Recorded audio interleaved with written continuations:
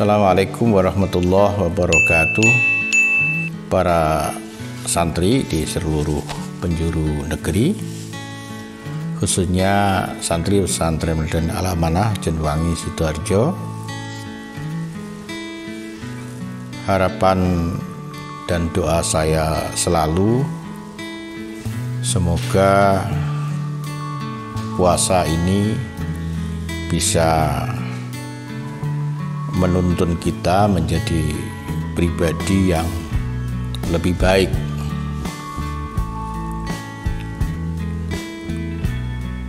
Mangkana yaumuhu kal amsihi fahuwa khosirun, mangkana yaumu khairun min amsihi fahuwa robihun. Orang yang hari ini apa yang dilakukannya kualitas dan kuantitasnya sama dengan kemarin, maka orang itu tergolong rugi. Dan orang yang beruntung adalah orang yang amaliyahnya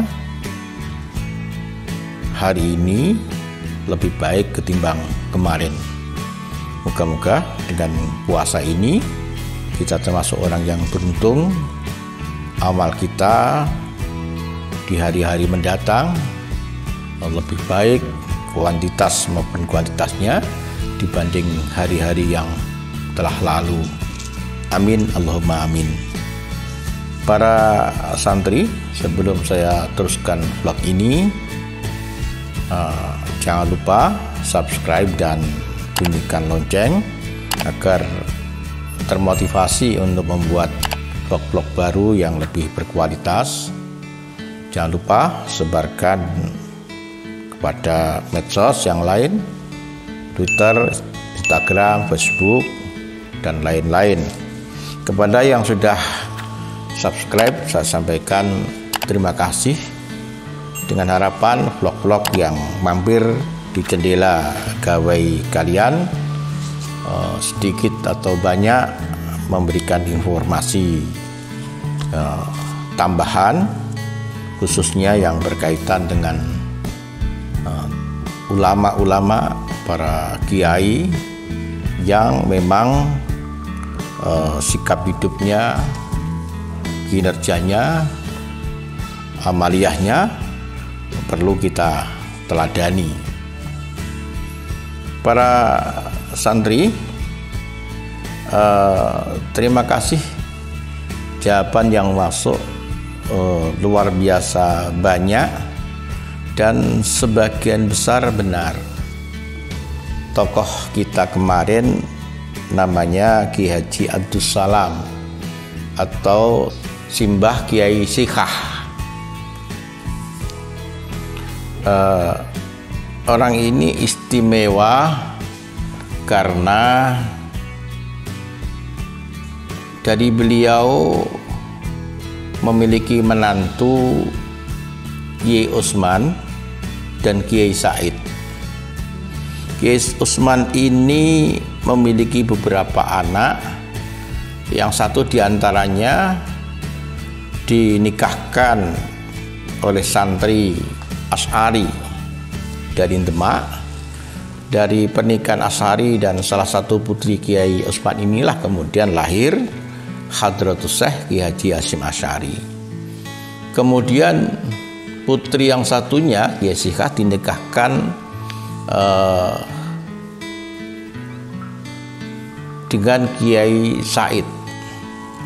Kiai Said ini memiliki beberapa anak, yang satu diantaranya dinikahkan dengan pemuda Hasbullah. Dari pernikahan Hasbullah dan salah satu putri Kiai Said inilah kemudian lahir Kiai Wahab Hasbullah, tokoh yang sangat kita kenal.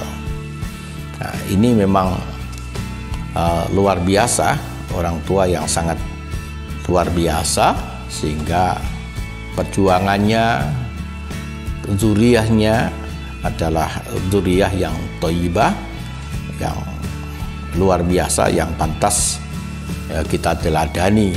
Kita sebagai orang tua seharusnya juga memiliki harapan yang sama, cita-cita yang sama, Moga-moga kita diberikan anak-anak yang thayyibah, karena salah satu amal yang tidak terputus nanti di hari akhir adalah waladun shalihun yad'ulah.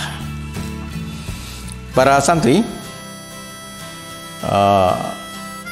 tokoh kita yang baru ini akan saya ceritakan, dan saya harap seperti tokoh-tokoh kita kemarin, para santri bisa menebak. Di Yaman itu terkenal Wali Zambal, yang sekarang di Yaman masih menjadi tempat ziarah para santri yang sedang belajar di Tarim, di Hadramaut, atau yang langsung datang dari negeri kita, Indonesia, dan dari berbagai belahan negara Islam yang lain. Kalau di Hijaz itu ada Wali Zambil. Wali Zambil itu hidup pada abad 14, seorang syekh yang banyak didatangi oleh para penempuh ilmu dari berbagai penjuru negeri. Ada 3 santri pada saat itu dari Jawa yang nyantri di Wali Zambil ini, Syekh Wali Zambil ini. Dan ketiganya menghadap kepada sang guru Syekh Wali Zambil. Kata ketiganya, Syekh, saya sowan. Yang pertama silaturahim, yang kedua ingin mendapatkan doa dan barokahnya, yang ketiga sungguh kami ingin bertemu dengan Nabi Khidir alaihissalatu wassalam. Hendaknya Syekh berkenan memberikan amaliyah yang membuat Nabi Khidir berkenan bertemu dengan kami. Para santri, apakah Nabi Khidir alaihissalam ini masih sugeng atau sudah wafat? Memang masih menjadi kontroversi. Ibnu Hajar Asqalani mengatakan Nabi Khidir sudah wafat, tapi Syekh Mahfud At-Tarmasi berpendapat sebaliknya, Nabi Khidir masih sugeng sampai hari ini. Syekh Wali Zambal kemudian memberikan amaliyah tertentu dan diamalkan pada waktu tertentu dan di tempat tertentu, yaitu diamalkan di dekat sumur Zam-Zam, yang waktu itu sumur Zam-Zam masih terbuka dan cara mengambil airnya dengan timba, dan dilakukan pada saat bulan purnama. Kata Syekh Wali Zambil,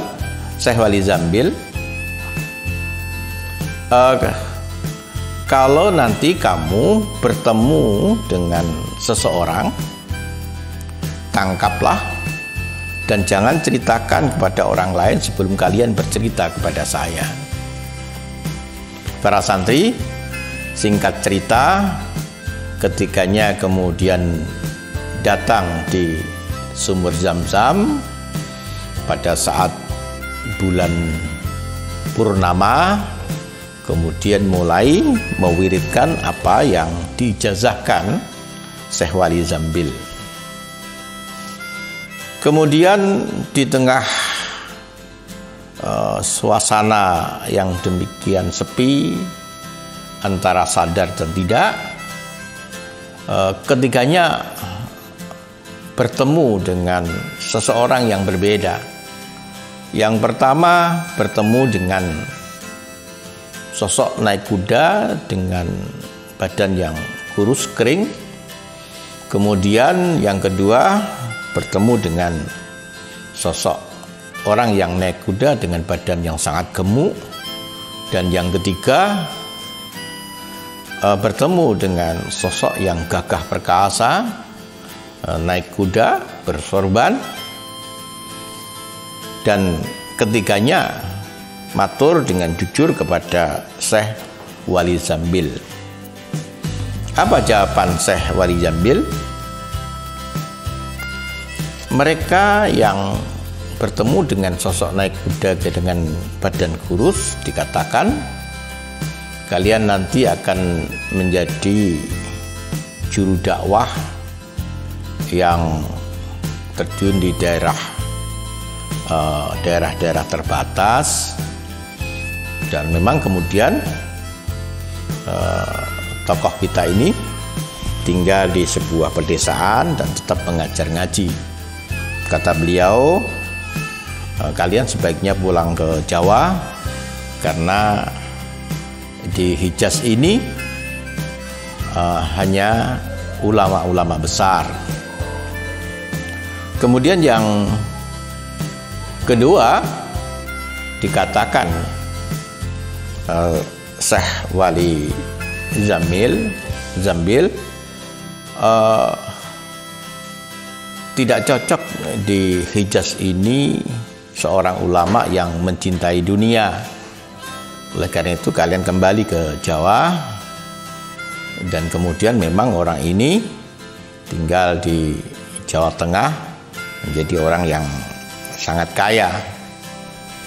Dan kepada yang ketiga, pada orang yang menemui sosok naik kuda dengan berpakaian yang sangat bagus, gagah, bersorban, Syekh Wali Zambil mengatakan, kalian akan menjadi ulama besar, karena itu kalian tinggal saja di Hijaz untuk menyempurnakan ilmu.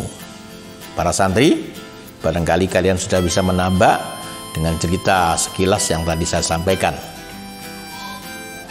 Baik, saya tambah ceritanya.